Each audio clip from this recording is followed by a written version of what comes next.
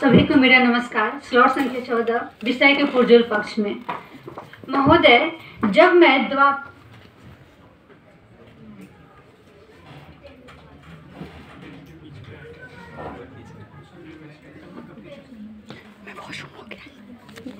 अरे रख दो।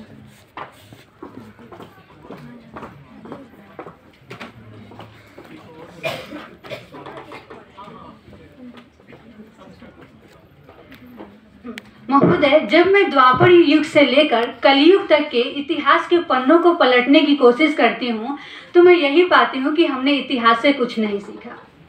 हम दो चार बिंदुओं से देखेंगे कि कैसे।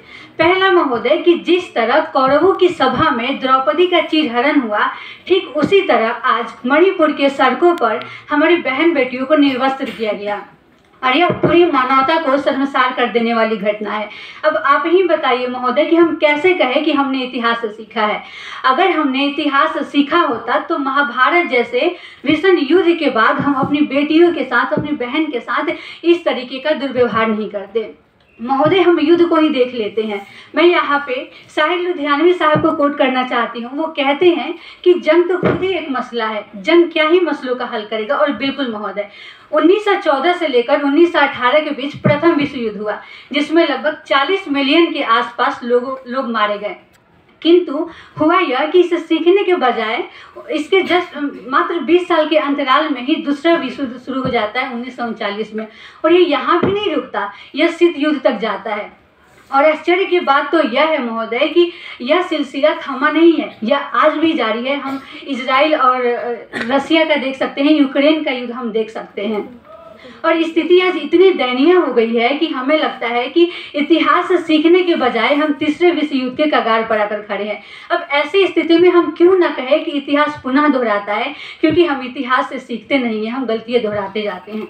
महोदय, 200 साल पहले तक हम अंग्रेजों के गुलाम थे, किंतु इसके बावजूद भी हम पश्चिमी सभ्यता, पश्चिमी शैली, उनके जो संस्कार है, उनकी जो सभ्यता है, उससे इतना ज़्यादा प्रभावित है, उसके रंग में इतना रंग चुके हैं कि हमें अपनी भारतीय संस्कृति को हम पिछड़ा मानते हैं।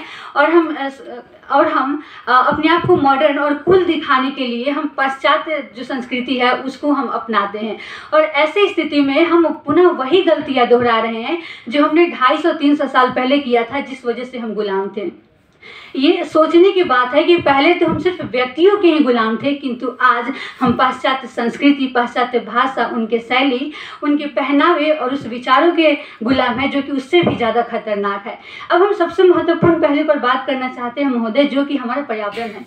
हम सब जानते हैं अच्छे से कि जब भी हमने पर्यावरण को क्षति पहुंचाने की कोशिश की, तब हमने देखा है कि हम प्रकृति का भीषण हमने उसका मार झेला है।